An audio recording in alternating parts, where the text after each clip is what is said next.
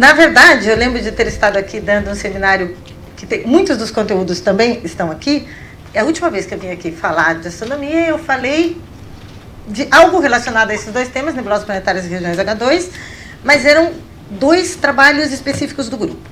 Esse aqui, como está no resumo que eu mandei para vocês, é mais geral, porque o seminário é exatamente um que eu apresentei, que é inspirado num paper de revisão, que eu fiz para uma reunião da IAU no ano passado, que o foco era em galáxias anãs, e eles queriam saber o que o pessoal de populações estelares, desses dois tipos de populações estelares, tinha a dizer sobre esse tipo de coisa, né? E aí eu fui convidada para fazer o review, e aqui eu estou mostrando exatamente, né? Exatamente, mas quase exatamente, o mesmo que eu apresentei um ano atrás em Viena. E aí é porque justamente depois disso, e hoje eu fiz de novo o trabalho de ler detalhadamente esse paper, porque, assim, para mim foi muito legal fazer isso, porque eu tive que aprender muitas mais coisas do que aquelas que eu tinha falado para vocês aqui há, sei lá, 2 anos atrás, relativamente a regiões H2 e nebulosas planetárias. Porque tinha que colocar tudo que está envolvido, enfim, né? Não só o que eu estava fazendo. E então, justamente esse talk, uma ideia de fazer propaganda desse paper, que para estudante pode ser também bem interessante, que, bom, são 18 páginas falando de todos os tópicos que depois eu vou passar durante a apresentação. Então, deu um trabalho enorme, e por isso é bom fazer propaganda, né? Então, aqui está a estrutura de tudo que eu vou falar hoje aqui. A gente começa falando um pouquinho de como são as metalicidades das galáxias anãs. Um resuminho disso. Bom, caracterizar pelo menos as galáxias anãs de maneira bem rápida, né? Principalmente no grupo local. Na verdade, tem alguns exemplos que eu coloco aqui, que são galáxias próximas, não exatamente do grupo local, mas, em geral, são do grupo local. Principalmente as que a gente trabalhou, que o grupo trabalhou, são todas no grupo local. Aqui estão, bom, algumas imagens dessas galáxias, aqui 2 delas que são do tipo irregulares. Essa aqui é a Starburst Dwarf, né? Anã, mais próxima da gente. Aqui 2 que são do tipo esferoidais. E aqui uma terceira que é do tipo elíptica. E que é aquela companheira mais próxima de Andrômeda. Características gerais dessas galáxias, porque depois a gente vai fazer tudo relativamente a principalmente relativamente a esses 2 tipos de galáxias anãs. Então, as esferoidais, essencialmente comparando as esferoidais e as regulares, as esferoidais, em termos de conteúdo de hidrogênio atômico, elas têm pouco, ao contrário das irregulares, e em termos da massa total dessas galáxias, são estes números, de maneira que a razão disso nos diz que as esferoidais são dominadas por matéria escura, enquanto as regulares por H1, por hidrogênio neutro, né? Em termos da população estelar principal, sempre tem uma mistura, mas o domínio para as esferoidais, uma população intermediária e velha, e bem jovem para o caso das anãs regulares. Em termos da atividade de formação estelar, essas não estão formando estrelas, enquanto estas estão formando estrelas constantemente. Ou seja, são as star-forming, né?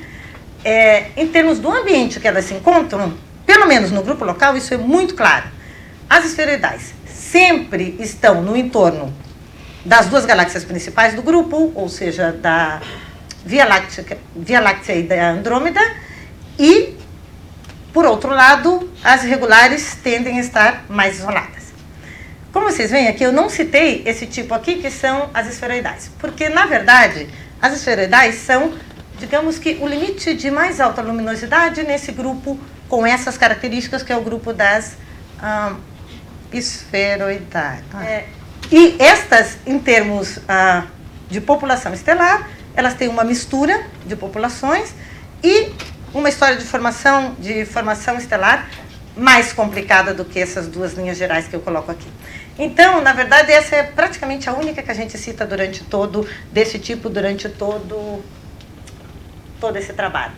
E daí, então, por causa que é parecida com essas aqui, eu cito neste grupo. As metalicidades, então, dessas galáxias anãs do grupo local. Aqui tem outras fotinhos delas.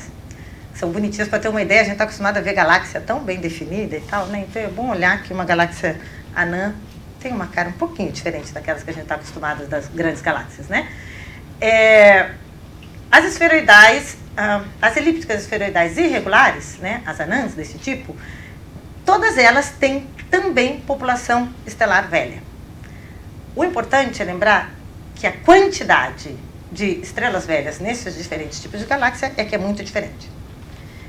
Em termos de metalicidade, o que se usa para os dois tipos de galáxias, os melhores indicadores de metalicidade, mudam bastante em função de qual é a população estelar predominante nessas galáxias. Então, no caso das irregulares, que estão formando estrelas, a principal maneira de medir a metalicidade é usando as regiões H2, ou seja, medindo a abundância de oxigênio, tá? Relativamente a hidrogênio.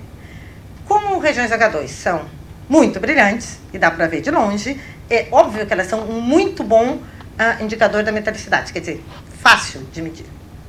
Por outro lado, então, isso é para as irregulares. Por outro lado, se a gente estiver falando das elípticas e esferoidais, essas são dominadas, então, pela população velha.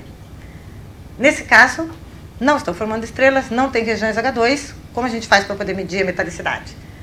Normalmente se usa o triplete de cálcio e se mede, por exemplo, a abundância de ferro,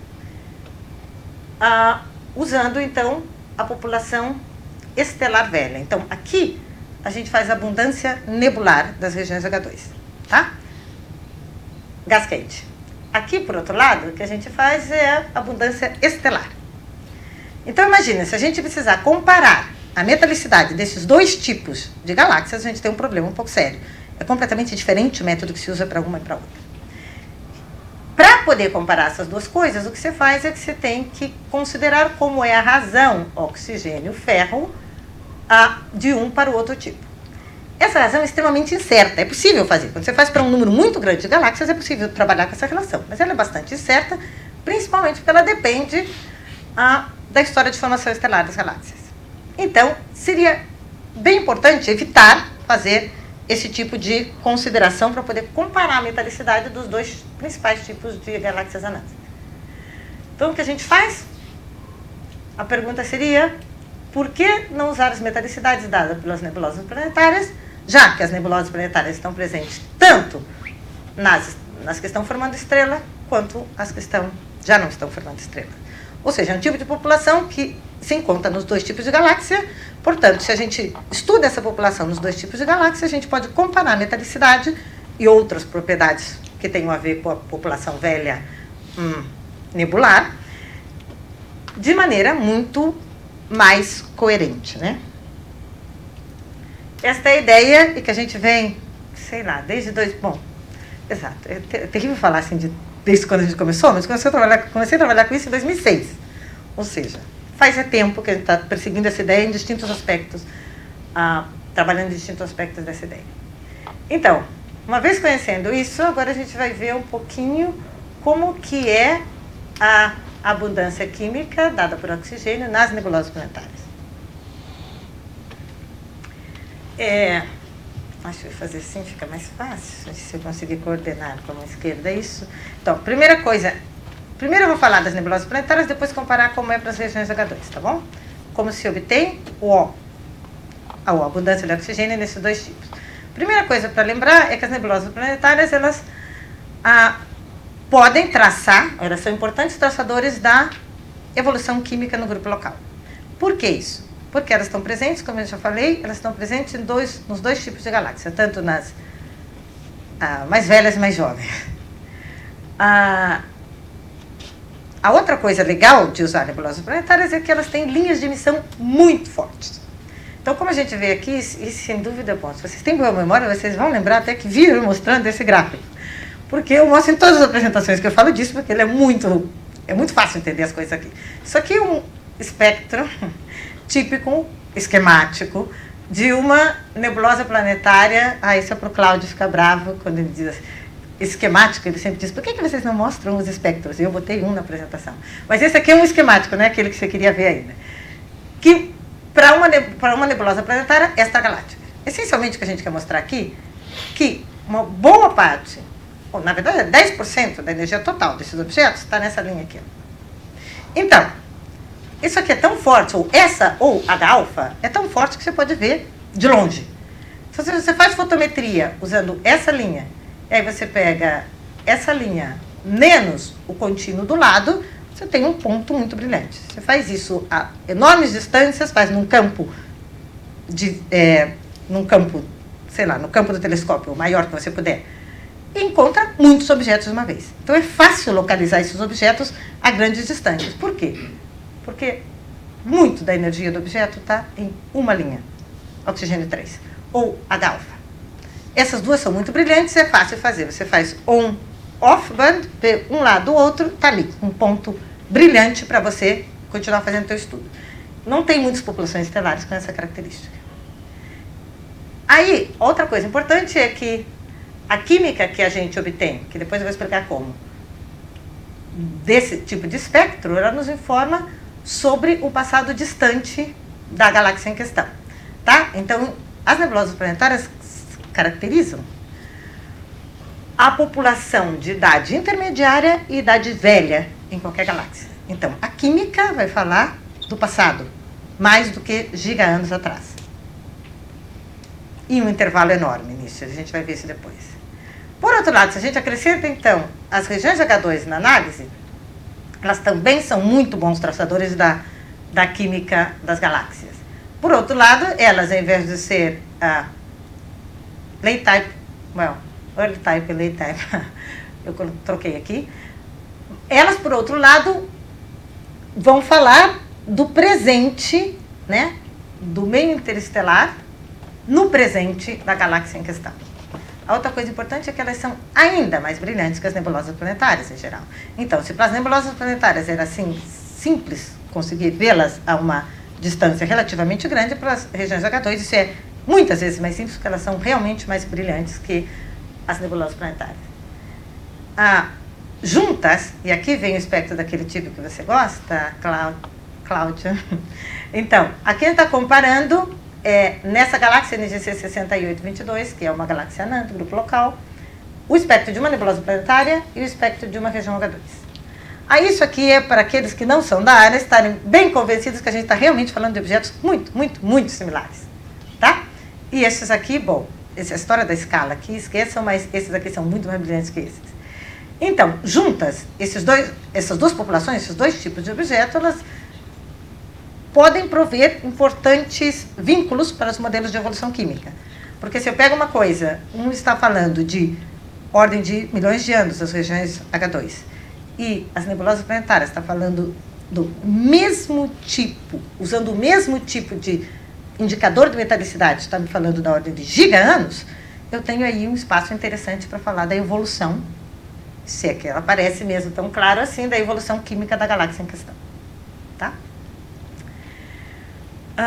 Ainda falando um pouco das abundâncias químicas desses dois tipos de objetos, a gente tem que lembrar uma coisa. Vou usar aqui um exemplo que é M33, cuja metalicidade é bastante inferior à metalicidade, por exemplo, da Via Láctea e de Andrômeda.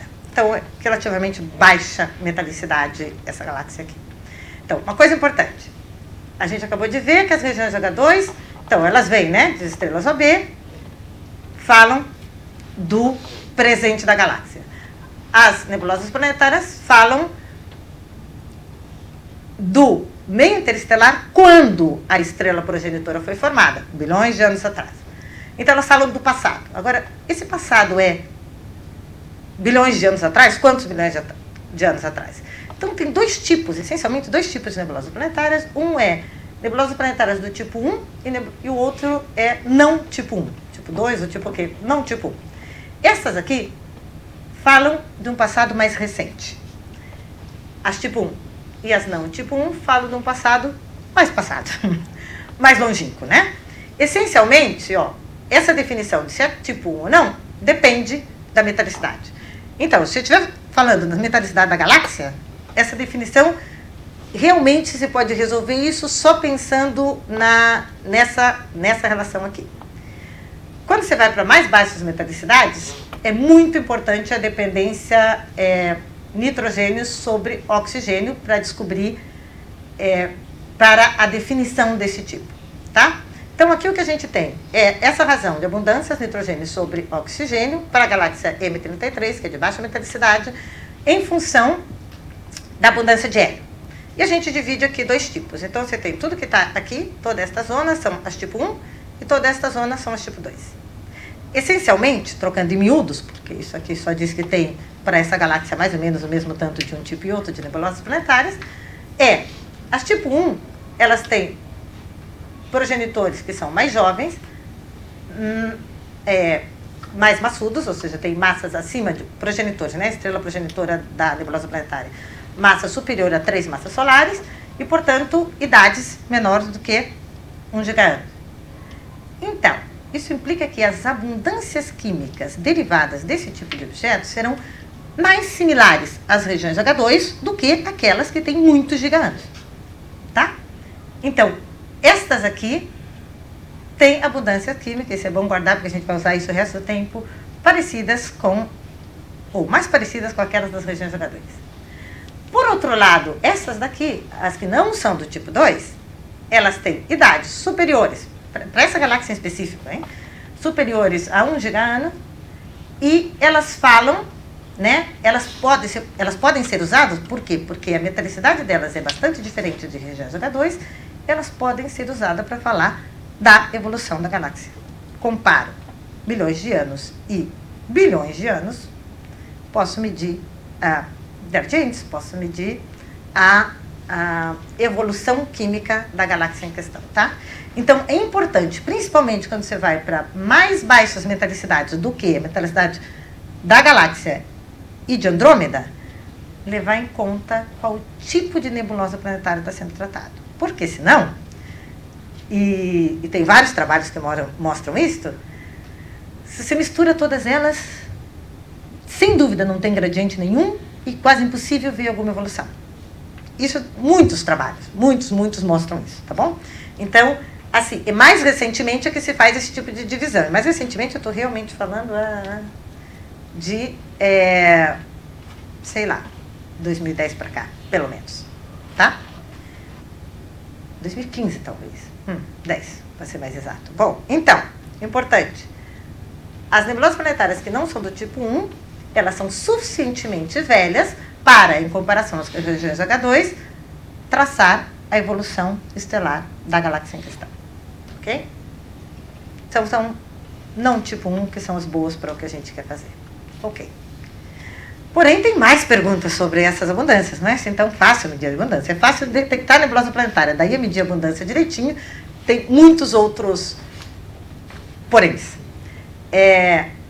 A gente pode realmente confiar na abundância de oxigênio para falar da evolução a baixa metalicidade?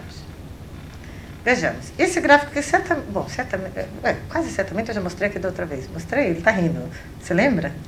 Não? Então tá. Alguém lembra? Bom, vocês não lembram, mas eu acho que eu mostrei. Porque esse gráfico aqui é um trabalho que eu adoro. Bom, esse não está aqui ainda a referência, depois eu vou mostrar para vocês, mas é de 2009. E eu acho que ele fala direitinho desse problema de quando você vai para galáxias de mais baixa metalicidade. Claro, se a gente está trabalhando com as anãs do grupo local, está cheio de galáxias com mais baixa metalicidade do que a metalicidade da Via Láctea. Tem que levar em conta a baixa metalicidade na hora de fazer análise, senão você não entende nada do que está acontecendo. Então, vou tentar explicar para vocês esse gráfico. É o seguinte, primeira coisa o gráfico aqui aparece sempre elementos alfa, a razão de abundância de elementos alfa relativamente ao oxigênio, são neônio, oxigênio, enxofre, oxigênio e argônio, oxigênio, com uma função da abundância de oxigênio. Então, esse gráfico é sempre isso. Coisa importante nesse gráfico. Por que esse gráfico? Para tentar fazer esse estudo. Por quê? Porque imagina que se a gente está falando de regiões H2, ou se a gente está falando de galáxias formando muitas estrelas, e é o caso aqui, que traça essas linhas azuis aqui, a origem do oxigênio e de todos esses elementos, esses 3 elementos alfa aqui, vem a mesma, vem de estrelas mais maçudas, tá? A origem é a mesma. Se a origem é a mesma de cada coisa dessa razão, o que a gente espera ter aqui é uma linha mais ou menos reta. Não tem nenhuma tendência especial, nenhuma dependência dessas razões com a abundância de oxigênio, tá? Isso acontece nas galáxias que estão formando estrelas, né? Por outro lado, para a gente procurar nas nossas nebulosas planetárias, que então é uma outra história, você tem todo tipo, tem as formando estrelas, não formando estrelas, o que a gente quer comparar é o seguinte: se houver produção, bom, deixa eu introduzir uma outra coisa antes. Quando você vai para baixas metalicidades, acho que assim, todo mundo deve lembrar aqui, ou alguns devem lembrar aqui, quando a gente estuda evolução estelar, é que estrelas, essas que levam à formação de nebulosas planetárias, de 1 a 8, de 0,8 a 8 massas solares, essas estrelas não produzem ao longo da sua vida alguns elementos e produzem outros. Essencialmente, elas produzem carbono, hélio e nitrogênio. Oxigênio, então, não está nesse grupo. Mas esse conhecimento que a gente tem de evolução estelar vem de altas metalicidades. Isso é assim na metalicidade da galáxia de Andrômeda também. Não é assim a baixas metalicidades. Isso são estudos que já se conhecem há algum tempo. Então, tanto oxigênio quanto neônio também podem ser produzidos nessas estrelas até 8 massas solares, ou seja, massas intermediárias, se vai para metalicidades suficientemente baixas. Então, se isso acontece quando a gente vai estudar galáxias anãs, isso é importante, a gente tem que levar em conta esse efeito, tá? Por isso, a ideia de fazer isso aqui. Então, se o oxigênio, neônio em menor grau acontece, então, se o oxigênio for produzido nas nebulosas planetárias que a gente coloca aqui, o que a gente espera que aconteça é o seguinte: os pontos, ou seja, principalmente esses pontos aqui são todos observacionais de nebulosas planetárias, eles vão aparecer com uma abundância de oxigênio maior, ou em média, né? Maior do que aquela das regiões H2, que é a linha vertical aqui dessa mesma galáxia. Isso aqui acontece para alguns casos. Isso é uma das consequências, né? Tem uma tendência, ou elas estarem a abundância de oxigênio maior nas nebulosas planetárias, esses pontinhos, do que nas regiões H2 da galáxia em questão. A outra coisa é que você vai notar uma tendência de os pontos das nebulosas planetárias estarem abaixo dessa zona azul aqui, que é dada pelas regiões H2, em star-forming galaxies. Tá? Então, isso aqui, nessa galáxia, acontece para poucos casos. Para essas duas coisas juntas, na verdade, a gente usa os dois critérios juntos. Não acontece, ou seja, vou voltar um pouquinho só para explicar. Os dois critérios juntos não acontecem nessa galáxia, também não nessa, essa que estamos vendo. Por outro lado, olhem o caso de NGC 3109. Todas as nebulosas planetárias medidas nessa galáxia têm abundância de oxigênio maior do que nas regiões H2 da galáxia. Além do que, a gente nota esse efeito de que é diferente, essas razões aqui têm uma tendência clara com a abundância de oxigênio. Não é o caso de novo, bom, isso acontece de novo aqui para esta exatamente como no outro caso, e mais um caso aqui tem um só e exatamente o mesmo valor. E por último, aquela que é uma star-forming, que é o que a gente nota aqui, apesar desse valor ter valor, nebulosa planetária são os vermelhinhos antes e depois dessa linha, esse outro efeito aqui não acontece. Então, o que a gente quer dizer com isso? A gente usou várias galáxias, eu tentei mostrar isso aqui desse jeito, talvez não tão claro, mas enfim, o grafiquinho ajuda bem, que no caso daquelas duas que tinham asteriscos, que são a NGC 3109 e Sextant EI, na verdade eu vi essa aqui, o oxigênio pode ter sido produzido pelas nebulosas planetárias, pelas estrelas progenitoras de nebulosa planetária. Então, nessa galáxia, é bem difícil, isso está querendo dizer que a gente não vai poder usar o oxigênio nessas galáxias como traçador da evolução da abundância. O que ele vai dizer, a abundância desse elemento do oxigênio que vai dizer nesse tipo de galáxia, é contar como foi a nucleossíntese dessas estrelas neste ambiente específico, tá bom? Então, o tipo de estudo que você faz aqui não é que você não vai fazer, mas o tipo de estudo não pode ser a evolução da metalicidade dada por oxigênio. Então, apesar de que o oxigênio é, sem sombra de dúvida, o melhor indicador da metalicidade, em termos de quando você trabalha com a fase nebular, não? Com gás, ele tem problemas. Se muda a metalicidade, é preciso levar em conta todas essas coisas para poder fazer a análise. Ok? E o porquê que o oxigênio é o melhor? É porque, bom, porque no óptico é aquele que você pode medir de maneira mais exata, muito mais do que qualquer outro. Não vou voltar, bom, vou falar de novo um segundo disso aqui, mas a terceira dragagem é aquela que é responsável por fazer que o oxigênio produzido no interior dessas estrelas, das estrelas que levam a nebulosa planetária em baixa metalicidade, faz com que cresça, né, o oxigênio. Isso aqui, ele pode acontecer, mas ele não é mandatório, ou seja, essa dragagem, terceira dragagem, né, pode acontecer, mas não é mandatória, em galáxias cuja metalicidade seja menor, né, 12 mais log da abundância de oxigênio menor do que 7,7, tá bom? Em alguns casos também, ainda mais baixa metalicidade, isso também acontece com o neônio. Então, em outras palavras, o oxigênio é um muito bom traçador da evolução, desde que você leve em conta todos esses detalhes. Aí vamos dar uma olhada, antes de entrar no ponto central, que é esse aqui, uma olhada em como é a distribuição, tanto dada por nebulosas planetárias quanto por regiões de H2, como é a distribuição de gradientes, né, ou da metalicidade, ou gradientes de metalicidade, nas galáxias próximas. Eu resumi muito aqui. Tentei pegar tudo que tinha. Bom, agora tem mais algumas coisas que eu não vou citar aqui, que até estive lendo ontem, mas para esse caso aqui, não. Para esse caso aqui, agora tem um trabalho feito por Miriam Penha, que foi publicado no início desse ano agora, bom, maio, na revista mexicana, e que estende esse gradiente até distâncias muito maiores do que essa aqui. Mas que dá um resultado muito similar. Então, essencialmente, agora primeiro eu vou falar de galáxias, essas que não são anãs, né? Ou não são anãs.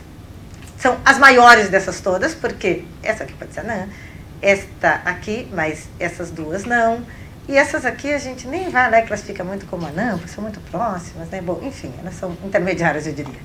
Então, para essas galáxias, então aqui está, ó, galáxias esferoidais, espirais, desculpe, e irregulares. Onde a gente vê, aqui está o valor da metalicidade, né, da abundância de oxigênio, e aqui como é o gradiente. Vocês veem que tem gradiente, o importante é olhar aqui, que se a gente olhar na galáxia, o gradiente é essencialmente plano, até 28 kiloparsecs, na Andrômeda também plano, inclusive até mais do que 28 kiloparsecs.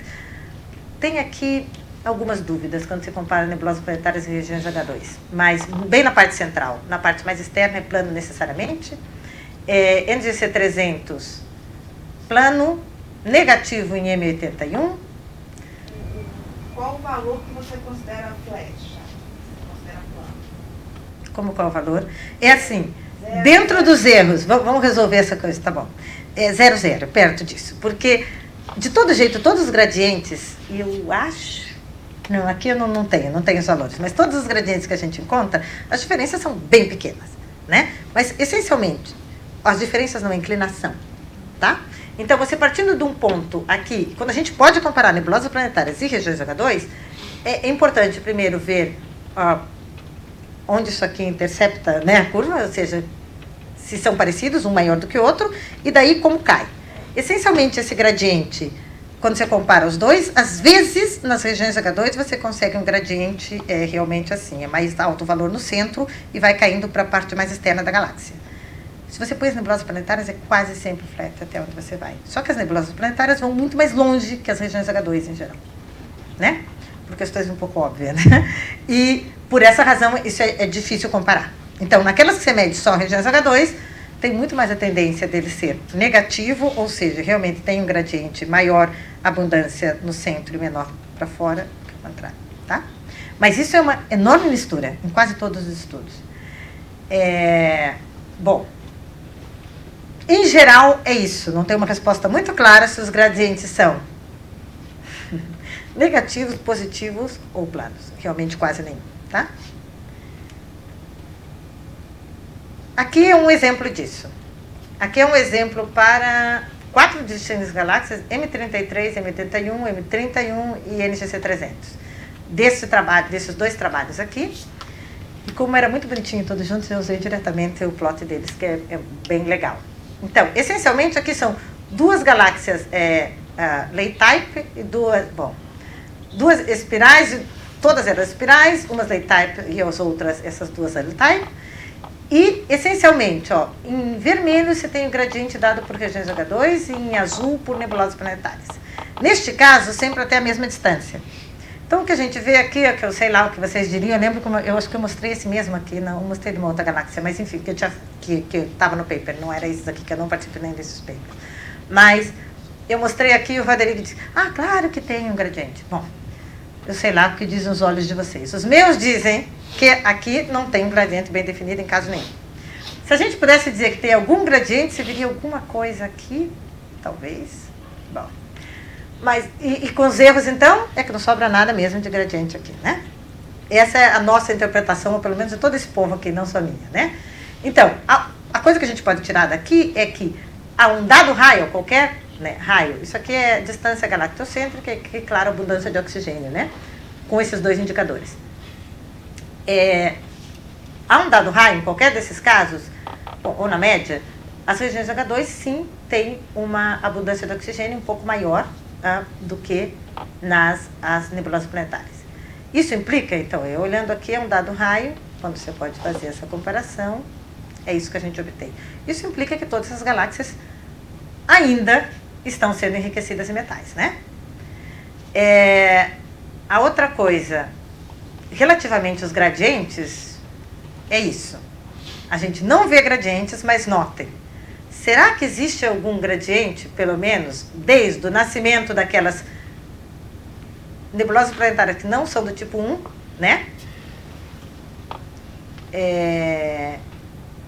Até, ou seja, para mais do que 5, aquelas mais velhas dos 5 giga-anos até o presente. Então, isso a gente não pode saber, porque se a gente põe só um tipo de nebulosa planetária aqui, a gente não põe o outro, a gente não conhece das mais novas se elas estariam dando ou não um gradiente, tá? E é isso. Daqui, eu diria, não só eu, muitos outros, que não dá para saber se tem um tipo de gradiente ou outro, ascendente ou descendente. Aí vamos olhar para no grupo local também, mas agora a gente está falando das anãs irregulares. Estas todas aqui. Aqui estão as abundâncias. Então, são irregulares, não, né? Aqui as abundâncias estão dadas só usando as regiões H2.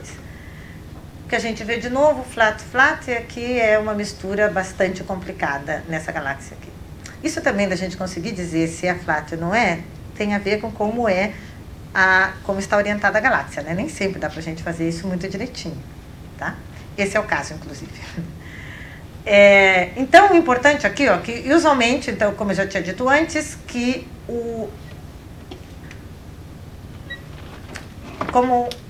usualmente a gente usa, então, regiões H2 ou OH nas irregulares e as estrelas...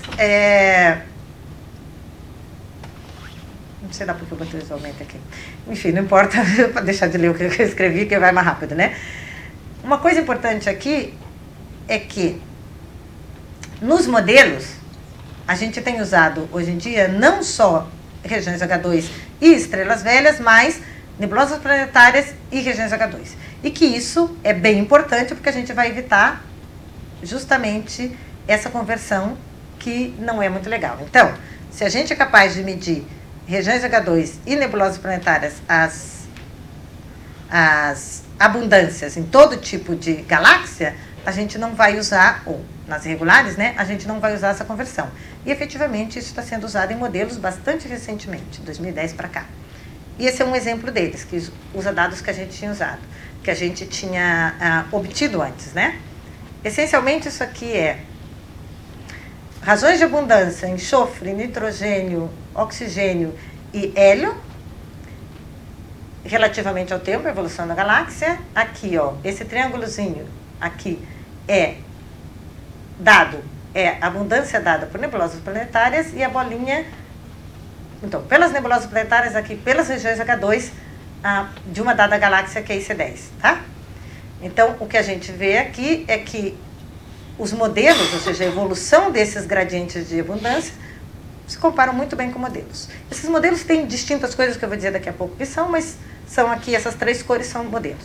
Por outro lado, aqui eu tenho a fração de gás, aqui a massa total, massa estelar, massa de gás e a taxa de formação estelar.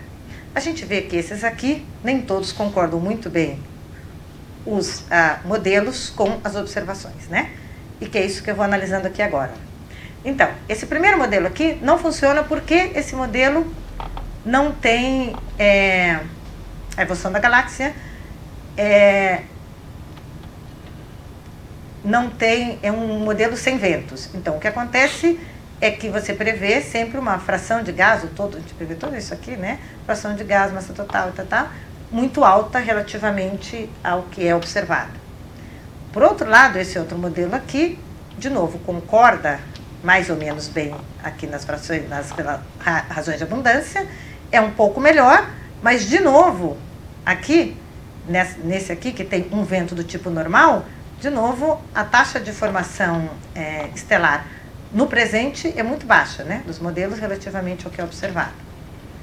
O modelo que sim funciona é esse modelo no qual, além de ter vento, esse vento perde essencialmente metal. Então, dessa maneira, sim, que os modelos concordam com todas as observações. Ou seja, para esse caso de IC10, o modelo, enfim, de evolução química mostra que você tem um vento contínuo, o qual, a partir da primeira burst de formação estelar, ele carrega principalmente para fora da galáxia os metais, né? Então, é Metal Enhanced Model. Aqui, agora para uma outra galáxia irregular, que usa nebulosas planetárias e regiões H2 como vínculos para os modelos de evolução. E esse é um trabalho de Flores Duran em 2017. Essencialmente aqui, eu coloquei isso aqui, que é muito complicado, não se preocupem muito com isso, mas o importante aqui é lembrar que nesse caso, essa aqui é uma daquelas que eu disse que é problemática. Por quê? Porque tem produção de oxigênio e eles mostram que tem também produção de neônio nas nebulosas planetárias dessa galáxia. Então, por essa razão, é difícil que os modelos que a gente conhece como para a nossa galáxia, a alta metalicidade, funcionem, não só a alta metalicidade, esse é um dos fatores, né? Funcionem para os dados. E os dados são os pontinhos pretos aqui, estes aqui. E aqui é o que dá para nebulosas planetárias. Os modelos estão um pouquinho longe dos dados. Esses modelos aqui estão melhores e, essencialmente, o que essas observações e esses modelos mostram é que aqui você está...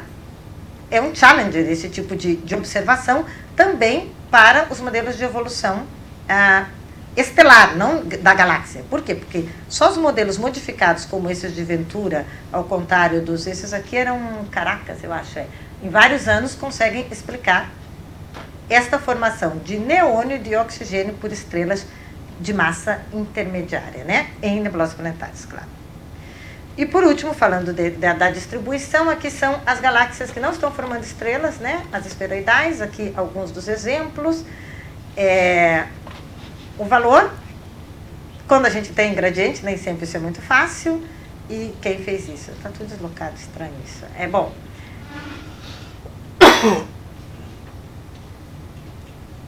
Bom, o importante aqui é que, de novo, os constraints, esses observacionais, dão os constraints para modelos de evolução química dessas galáxias. E aqui tem um exemplo que bom, a gente participa disso aqui porque os dados, de novo, foram a gente que conseguiu para essa galáxia.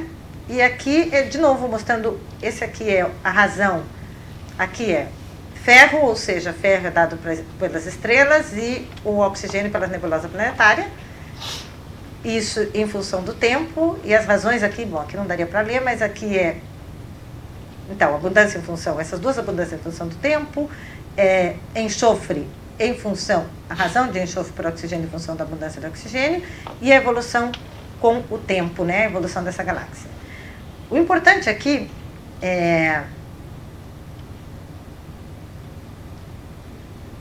essas curvas, bom, detalhes, mas essencialmente mostrar que, de novo, o uso de abundâncias nebulares por nebulosas planetárias dão constraints importantes para modelos também de esferoidais. Eu não sei como eu estou de tempo, Marcelo, eu estou começando a achar que eu estou falando muito devagar, mas não sei. Tá bom. Então, façamos o seguinte, aqui, que é a parte que eu quero entrar agora. Enfim, a parte que eu acho que é a mais legal desse trabalho, que é as nebulosas planetárias e a relação massa-metalicidade. Então, ó, isso aqui é relação massa-metalicidade, tá bom? E a gente vai tentar fazer isso com nebulosas planetárias. Então, aqui, bom, introdução ao assunto é, isso aqui é de 2004, Tremont, e isso aqui são abundância de oxigênio em função da massa estelar, isso usando 53 mil galáxias que estão formando estrelas, até essas galáxias, até 0,1 em redshift, e que são do SDSS, tá? O que aparece aqui, então, todas essas galáxias estão formando estrelas. Então, esse OH aqui é aquele que vem das regiões H2, tá? Então, o que está mostrando essa relação aqui é essencialmente o seguinte. Bom, a primeira coisa que a gente vê é que, bom, realmente tem muita galáxia aqui, né? Isso aqui são bins, para poder calcular para calcular a abundância de oxigênio, em bins de massa, e você calcula isso aqui para esse número enorme de galáxias do Sloan, tá? O interessante dessa relação é que é uma relação muito boa, né? É muito clara, né? Que tem uma relação aqui de crescendo a massa, crescendo a abundância de oxigênio, e que aqui, bom, apesar de que tem um espalhamento enorme, tem uma relação, e essencialmente o que está por trás dele, ela reflete que, bom, a massa estelar é o tanto de gás que está dentro das estrelas, né? A metalicidade, por outro lado, é o tanto de gás que está reprocessado dentro dessa estrela e qualquer outro gás que venha de fora, né? Que interaja com essa galáxia. Então, isso está junto aqui na metalicidade, ao contrário do que está na massa estelar. O interessante disso é que é uma relação muito clara, né? E até chama atenção que ela seja tão clara assim, dado essas coisas. E olha, ela vale por, né, ordens de magnitude em massa e, na verdade, um fator 10 em metalicidade, como vocês veem aqui. Aqui, a gente já imagina, não tem outro jeito, nessa relação está incluída muitas outras coisas, como, e é por isso que é tão estranho que ela seja tão clara assim, essa relação, a eficiência da formação estelar, os ventos, tanto os inflows quanto outflows, né? E além do potencial dessas galáxias, né? Do posto potencial dessas galáxias. Mas e qual seria essa relação se você não estiver pegando star forming galaxies mais as outras que são quiescentes? A gente obviamente não pode fazer isso se a gente não usar nebulosas planetárias, porque não tem regiões H2 nessas outras, né? Então o que a gente fez aqui foi tentar fazer essa relação de massa-metalicidade, mas usando nebulosas planetárias. Então aqui a gente não precisa ficar restrito só às galáxias que estão formando estrelas.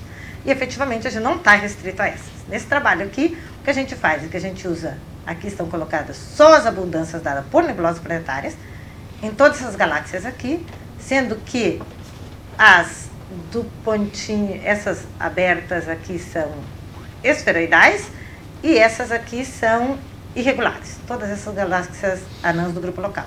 Esses pontos aqui, essas aqui não foi a gente que fez, mas, bom, segue esta mesma relação aqui para entender como vai a relação, né? Então, isso aqui é nebulosa planetária, abundância de oxigênio. Como uma função da massa... não, aqui é como função da luminosidade, tá? Com a massa ao contrário, da luminosidade, tá? E isso aqui dado, então aqui são nebulosas planetárias. Por outro lado, o que vocês estão vendo aqui é uma relação muito similar, uma relação muito similar, mas para as estrelas, né? Então aqui estão sendo usadas para as satélites da galáxia e de Andrômeda, e também, e esses pontos vermelhos, então Esses pontos vermelhos são galáxias irregulares, né? Do grupo local. E essas aqui são os satélites, que são esferoidais, tanto da galáxia quanto de Andrômeda. E aqui o que a gente está vendo é que, essencialmente, essa relação diz, isso aqui é relativamente à luminosidade, e aqui, então, a metalicidade é dada por ferro, né? Porque é das estrelas. Então, se diz que não tem uma diferença importante entre as esferoidais e as irregulares. No nosso caso, também não. Você está vendo todos misturados os símbolos abertos e os símbolos fechados. Então, essência... Claro. Ali naquela primeira figura, então quando você coloca no micro ali, é a abundância média da galáxia representada pelas abundâncias de nebulosas planetárias. Porque você considera que o gradiente é flat, então, e aí você pode usar uma média? Não, você usa a média, por exemplo, se a gente voltar algumas dessas transparências, tem lá o valor dado para a galáxia de qual é a abundância de oxigênio em nebulosa planetária. Tá? Se é que eu respondi o que você está dizendo. Entendi. É porque, assim, para a estrela, como a gente não considera que o gradiente é flat, acaba que você falar numa média representativa para a galáxia é mais complicado. É muito mais difícil. A gente... Não é uma questão da gente considera, a gente não consegue ver nada que mude muito de ser flat, pelo menos que não com nebulosas planetárias. Regiões H2 daria para ter alguma dúvida, talvez. Na galáxia, hein? Nessas outras pequenas, não creio que tenha dúvida nenhuma, não. Tá? Então é isso. Aqui é o nebular, digamos assim, não o estelar. Aqui, sim, é só o estelar. Tá? Então, essencialmente, o que a gente quer mostrar aqui, que com dois métodos muito diferentes, nebulosas planetárias, estrelas velhas, muito diferentes, mas que deviam ir para o mesmo lado, assim, né? Porque isso aqui também devia representar uma população de intermediária para velha. Isso aqui necessariamente velha. Então, o que a gente está dizendo com isso é que realmente não parece que exista uma diferença na relação massa-metalicidade de galáxias anãs de um e de outro tipo, nem dado por estrelas, nem dado por nebulosas planetárias. Tá? Isso são trabalhos, relativamente esses dois, né, 2014 e 2013, que mostram isso. Tem trabalhos anteriores e outras coisas para dizer, mas não vou entrar aqui, porque senão leva muito tempo. Aí aqui é a tentativa de fazer isso, mas, assim, vamos lá olhando isso ainda com mais detalhe. As galáxias são aquelas mesmas que você viram anteriores, né, e é de novo um trabalho nosso, então, exatamente o mesmo que vocês viram no outro. Aqui você está vendo massa, tá bom? Massa estelar em termos da... relativamente à massa solar, claro. Nebulosas planetárias, de novo, é nosso indicador. O que a gente está mostrando aqui é que esses pontos, essas coisas que tem barra de erro, são as galáxias anãs que a gente mediu no grupo local. Vocês já viram qual é a conclusão? Não tem diferença entre as irregulares e as esferoidais, na nossa opinião. Mas mais do que isso, aqui não está só o nosso trabalho. Aqui estão as estrelas também. Vamos comparar em termos da mesma maneira o que se obtém para as estrelas nas galáxias do grupo local. Então, para as estrelas, é essa linha tracejada aqui. E isso vem do trabalho, deste trabalho aqui de 2013, que está na transparência anterior. Então, se a gente pegar aqui na zona que nós temos medidas e eles também, tem muito pouca diferença entre o gradiente, enfim, a evolução dada pelas estrelas e pelas nebulosas planetárias, tá? Isso é para tentar convencer na escala correta. E, quase por último, este caso aqui, além da gente falar, então, olha, as nebulosas planetárias dizem que não existe diferença entre esses dois tipos de galáxias em termos de metalicidade. As estrelas também, como eu disse. Por último, aqui usando as galáxias que estão formando a estrela do Sloan, e aqui o número de galáxias cresce bastante, depois eu entro. Tá aqui, ó. 200 mil galáxias formando estrelas, onde o método de medida então, aqui foi usado regiões H2. E cada dessas bolinhas aqui é em bin de massa, medindo de maneira direta a abundância. Medindo lá as O3, O2 e tal, medindo direta a abundância, você chega a essa relação com essas bolinhas aqui. Então, isso é dado não para galáxias pequenas, mas para as galáxias estar formando no grupo local como um todo, né? O que essa relação aqui também é super poderosa. E o que ela faz, se mostra que aqui onde a gente encontra estrelas, nebulosas planetárias e as galáxias formando estrelas locais, ou do SDSS, as três relações concordam. Ou seja, isso aqui está apontando para a ideia de que parece que tem alguma coisa. É muito forte dizer que essa relação massa-metalocidade funciona, porque funciona em indicadores completamente diferentes, tá? E que é usando isso aqui. Bom, e o último ponto aqui é essa ideia que ela é legal, mas ela é sempre muito discutida, mas de que efetivamente a relação massa-luminosidade é uma coisa universal, pelo menos no universo local. E como a gente mostra aí, bom, ok. Eu quis voltar para isso aqui só para lembrar que é isso que a gente falava, tem 3 maneiras de dizer isto aqui nesse plot, né? Mais do que isso, a gente está mostrando que essa relação é válida. A gente quer dizer, todos esses distintos trabalhos, de massa de 10 a 7 a, sei lá, 10 a 11, ou por aí, ela é válida para 3 distintas maneiras de fazer esta análise. É um pouco robusta a conclusão, né? Tem detalhes, mas é um pouco robusta. Apesar de que, no nosso caso, tem um enorme... tem um espalhamento bom aqui entre isso, né, nessa relação. Mas, enfim, isso indica a universalidade desta razão. E, para ver se isso tem realmente algum sentido, saindo um pouquinho desse universo tão local que a gente estava olhando ali, a gente tenta olhar para essa relação, que está por aí publicado para essa relação, em diferentes tipos de estudos, né? Aqui, por exemplo, essa aqui é uma relação ferro, então estrelas, né, e massa total, para galáxias esferoidais. Aqui é mostrando modelos e observações, diz que tem um muito bom acordo.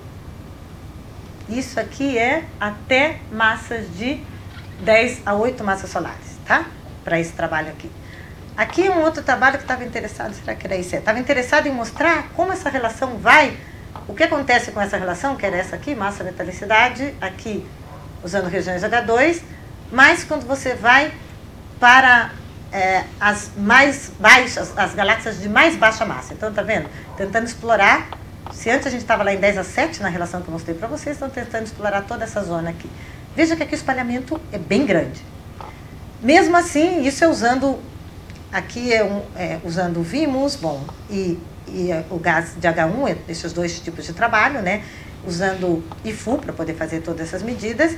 E eles chegam a mostrar que essa relação, de todo jeito, ela é extrapolada até pelo menos 10 a 6,6, um pouco mais baixas massas do que a gente tinha falado antes. E aqui são 2 outros exemplos que queria mostrar. Bom, aqui eu tinha falado antes que aquelas galáxias que a gente estava analisando são essencialmente as vizinhas aqui no grupo local, vizinhas da galáxia de M31, as esferoidais, e que as outras, as regulares, são mais isoladas. Aqui esse povo quer olhar as isoladas mesmo, se elas acompanham ou não essa relação.